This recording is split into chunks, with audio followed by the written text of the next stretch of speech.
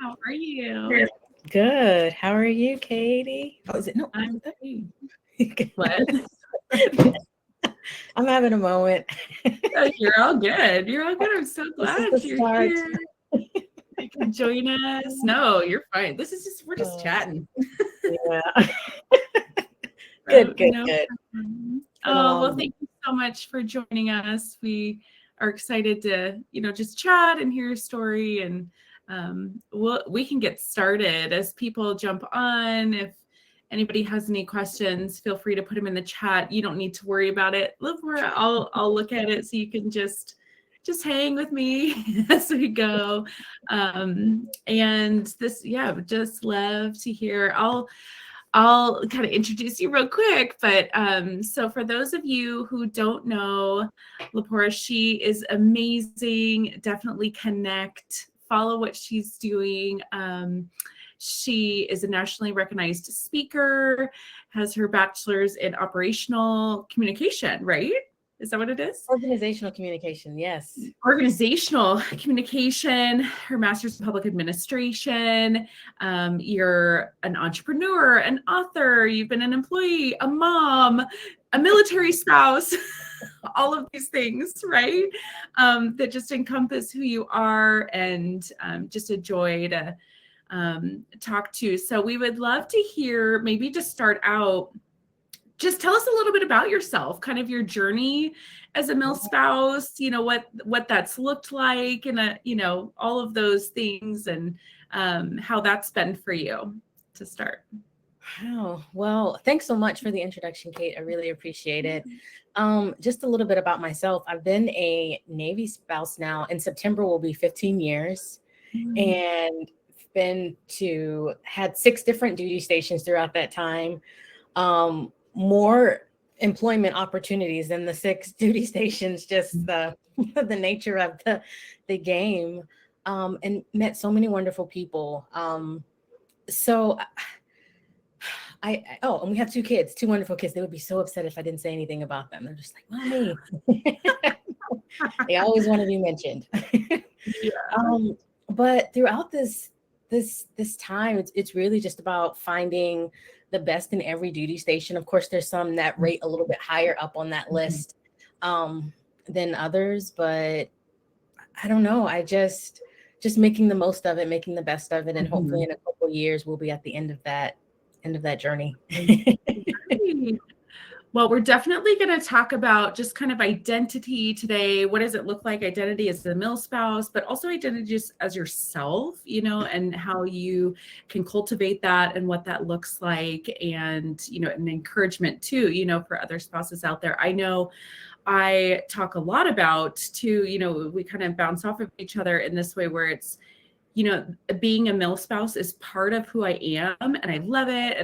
But it's not who I am. Like, it's not all of me. Right. Right. And so, just thinking about that as you've moved, how has that looked for you, even as you've done different things too, kind of like we talked about, but what has that looked like for you to cultivate your own identity, following the military around and your Yeah. husband, but what have you done, or what does that look like for you? Have you? Um, Honestly, Kate, it's a ever evolving process, and anybody who says that they have it figured out, they probably don't. Because, and here's the thing, right? There's almost like this trap that we fall into, because being a military spouse is such a huge part of our lives, Mhm. where the things that we can do and cannot do and we have access to in large comes from, or the struggles and the challenges that we have are in large because we are military spouses. And so Mhm. because of that, I think a lot of times that it's hard to kind of uh, make ourselves set ourselves apart from being a military spouse. But the thing about being a military spouse is that it's finite. Like, you're not going to be one forever. Right. There's a whole nother community there. And so for me, becoming a spouse and then becoming a mom, I realized that I was not keeping up with LaPora. Mm. And I wasn't LaPora for a minute. I was just a military, and I say just a military spouse because I lost my complete identity. There was no me. It was just be a mom, be a wife, there was nothing outside of that. And so it's just become a process where I learned how to find that again. And I do the things that make me me. And it's discovering that every day, every week, you know, finding something new that I enjoy and sticking with it. Mm-hmm. What are some of those things? What do you love to do, or what have you found that is really you? You know, and you know, this is LaPora, this is me. What are some of those things? Silence is one. Everybody's always like silence, solitude. I get it. Your mom, like, I just need a break for a second. I love solitude. I really do. I enjoy my own company. So that's like always at the top of my list. And everybody in the household knows that I have to have some time of just not interacting with anyone. I really gain joy from that. Other things that involve other people. I love like open mic nights. I love art galleries, playing hello, hi everybody, playing board games, what is it? Puzzles, crossword puzzles. Sometimes my husband and my daughter, they like to do like the challenge of the Sudoku puzzles, which I'm not too good at the challenge. I'm like last place always with that. My son loves the video games, so us playing like video games together as a family. So really, there's so much cooking with music. Like, oh my gosh, there's so much that really within the last couple of years, in part due to the pandemic, really just discovering a lot of these things. So yeah. So I know you said, you know, there was a time where you felt like you kind of lost your identity, lost who you were. Yeah. And how did you maybe recognize that? And then how did you get out of that to, you know, kind of discover again who you were, what you loved, all these things that you say you enjoy? What was that journey kind of like, and what did it look like? Yeah, so I mentioned before, as far as with it being like an evolving process. So there was 2 times that I definitely remember losing myself. The first time was when I had just had my son. So my daughter's the oldest, and then there's my son. I didn't have paid work at the time. I was a stay-at-home mom, and my motherhood quality was decreasing daily. Like the quality was not good. Like it was just going downhill. And it was because I was doing everything I could to be available for my kids. That was a pretty rough duty station for us. And so I was doing everything I could to be available for my husband whenever he was there, but it was just a lot. And I found myself constantly trying to be available for others, not really checking in with myself at all, getting burnt out. And then I realized, like, what do I love to do? Like, I really do love to work. Like, I love to stay busy, not just busy for other people, but busy for myself. And so the first thing I did was I actually started my business the first time. This is like 2015. I may have the year off by a couple of years, but it was like 2015 where I started my own business. It was resume writing at the time. And that gave me the opportunity to be myself in small increments, to kind of, you know, display my love of writing in a way that was able to help other people have those career opportunities that they wanted to lean into. And then eventually I ended up becoming a W-2 employee. So those were the things that were really helpful. The second time, I don't even remember, a couple years later, I lost it again, where this time it was more so working and wanting to have like a certain status or certain position, where it was like all these other military spouses have these really great paying jobs and I have like a crappy paying job. This was my thought, right? But then realizing that, you know what, this title doesn't define me, and I have to stop tying myself to the label of whatever that title is, and just kind of shift it a little bit to me, just being me. And then that's when I started the writing. That's when I started going back to doing like the puzzles and the things like that. So that was around that pandemic. That was actually around the time where I wore wigs for a really long time. I have alopecia areata, and I stopped wearing wigs at that time as well, because I felt like everything I was doing was hiding who I was, instead of embracing everything about me. Even the thing that I thought was flawed it's just who I am.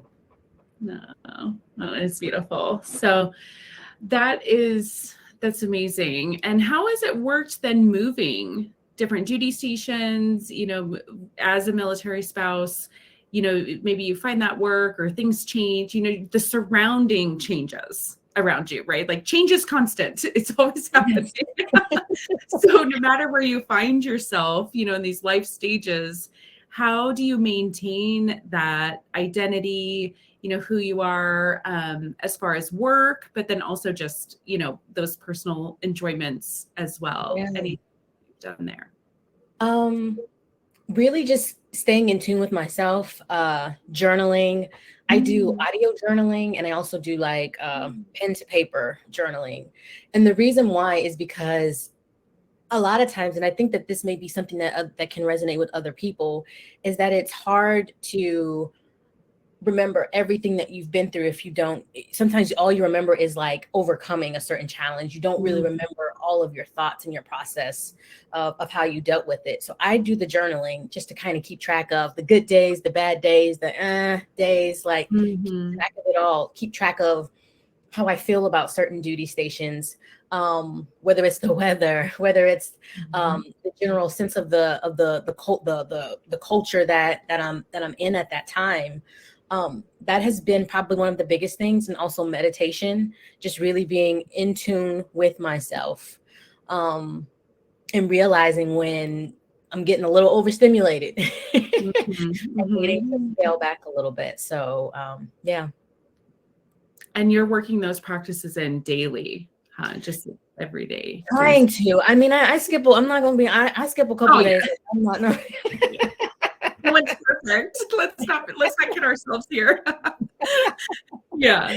So you're trying, like, it's a constant, it's not a one and done, practice. Right. It's a constant revisiting as you're moving, even just, as life changes, the kids get older, your husband gets a new position, like all these things, just constantly going back and revisiting and doing all that. That's really helpful. Tell us a little bit about how you became an author too, and your book, and why you wanted to, kind of put that into the world. Yeah. So my book is called Bottom of the Food Chain: A Fresh Perspective on How Your Career Impact Goes Beyond Your Job Title. And I was talking earlier as far as, with me kind of losing myself a little bit, because I was comparing myself to other military spouses who had these amazing, what I consider to be these amazing jobs, amazing career opportunities, people outside of the military who, or the military community, who had worked their way up the career ladder. And here I was with, minimal paying opportunities, I felt like, and I'm like, you know what? I don't have anything. This is what I'm thinking. This is what I'm telling myself. And then it really just came down to, I went to a cafe with a colleague of mine, and we were like writing down like all of our accomplishments, but also just taking note of the things that we've done. And I'm like, you know what? Even when I was in positions that people would consider to be at the bottom level, at the bottom of the food chain, at the bottom of the totem pole, I've made some major impacts in each organizational structure that I've worked for, and impacts that long after I left, those impacts were still having the ripple effects. And so really just wanting other military spouses to see, even people outside of the military community, to see that your job is not who you are. It's a label. So it's part of it. It's part of what you do, but the job title does not determine your actions. You do. You determine what you want to do in that work. And it requires you identifying that, learning how to grow it, and then eventually being able to share it within that organizational structure. And everybody has a reason why it's going to work for them, but that is work that we all have to do for ourselves. And I started writing that book during the pandemic. I would wake up at like 5 o'clock in the morning every day, before the kids got up, before my husband got up. Well, sometimes I didn't beat him up because he was already up and gone. And then at night, I wouldn't go to bed until like 10, 11 o'clock at night after the kids had went to bed, and I would start working on it again, because I was also working a full-time job at that time as well. So just really committed to it. So yeah. And thanks. Is it Alexis? Thanks, Alexis. Yeah, I love that. And it's true. We all have something to contribute no matter where we are, whether it's in an organization or a family or, whatever, you find yourself in, there are ways you can contribute and just be the best you can be. Right. Right. And all. So that's great. We'll definitely link that book if anybody's interested in checking it out. I'll put a link here at the end. Any other encouragement or ideas or tips or tricks or things that you have for military spouses as they are just, maybe if they feel like they're at this point where they want to find themselves, they want to figure out that, what is that? Where do I start? What does that look like? Any thoughts for them or encouragement to find their identity and who they really are? Yeah. So it's really untying yourself to that label, which that in and of itself, I know is easier said than done. So here's something that anybody can implement like right now. Mm-hmm. And that is creating a gap analysis. You may not have heard of it, but essentially you want to start with where you see yourself. And this was probably one of the most scariest exercises that I have ever done. Mm-hmm. You want to start with where you see yourself. Don't put any limitations on it. Don't say, well, it would be, this is what's possible. This is what's realistic. Starting out, no. Just allow yourself to think about where you see yourself. I did the exercise and I actually started crying because I was just like, some other things came up because I was like, wait a minute, is this possible? But anyways, don't put any restrictions on it. And then what you want to do is you want to come back to the present time and look at what you are already doing to get you to that point. So let's say, for instance, I'll use myself as an example. Like, I would love to be at a point in 10 years. That's the time limit I'm giving myself. And 10 years where I am able to do like workshops and conferences and seminars and things along those lines. And I would love to be able to be at a place where I can be fully either working with doing corporate training or something along those lines. I would love it. Like, that's what I see for myself. And now it comes to the present. What am I doing now that is going to get me there? Am I networking? Am I building those relationships? Am I getting the certifications? Like, that's the now. And so now you have your present, you have your future. So now you have to fill it in, and you fill it in with, okay, if I need to be speaking at certain places, if I want to be speaking at certain places in 10 years, how do I get there? Who do I need to start building relationships with? How many pitches do I need to do per week or per month in order to get enough no's to hear a yes that's going to get me closer? So really taking the time to do that work, to complete that gap analysis, is so important, because when you do that, you take off the chains of, I'm just a military spouse, or this is just the job that I have now. No, that's part of it. You can use that as a piece in order to get you to that future version of yourself, but it's going to take some work. No matter how many books you read, no matter how many workshops you take, if you do not do the work, it won't be done. And I can't stress that enough. And that's all. No, that's true. I mean, it is. I mean, for anything, right? Even to be the best mom, to be the, help your kids get to a certain place. All of those things that make up who you are, no matter what that is. You want to write a book, maybe that's a dream of somebody. Like, okay, where do I start today, to get there, or, and planning that out. So that's really helpful. Let's see. I'm going to check and see. Oh, Alexis, just thank you, Alexis. This is no worries. Well, this is super helpful, LaPora. We really appreciate you and just you're taking the time to share with us and plugging into the community and giving back to, all military spouses, in this community, I think can relate, in some way or in some level. I think we've all been to a place where, you find yourself. I remember, we moved to a new Oconus location, and I showed up and my husband went to work, and I was like, I left my job, all these things. And I showed up and I was like, what did we do? felt like I lost myself a little bit, but it was just encouragement to pick yourself up, go back to kind of even those childhood dreams. What did you love to do? What did you do in your free time, as a kid, that just kind of going back to those things, what made up who you are, and just kind of going back to those and revisiting those, and spending the time doing the work on yourself. Right. And it's hard work, if we're being honest. Like, it's hard work. Really hard. Some days I don't even do the work. I got to be honest. Some days I give up. I take a pause. I'm just going to take a pause here for a minute. Yes.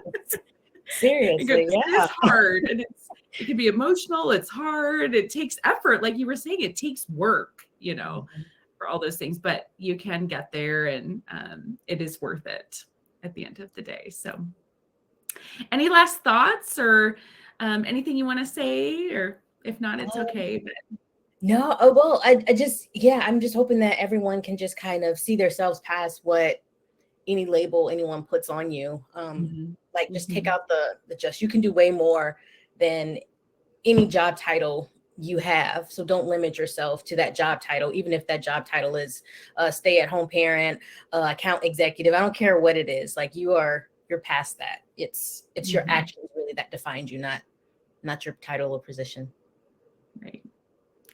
Well, thank you. We appreciate you. And we'll stay connected and here and follow along on your journey. And we're excited to see when you do those workshops. We're gonna be right there with you. We'll have to all take those.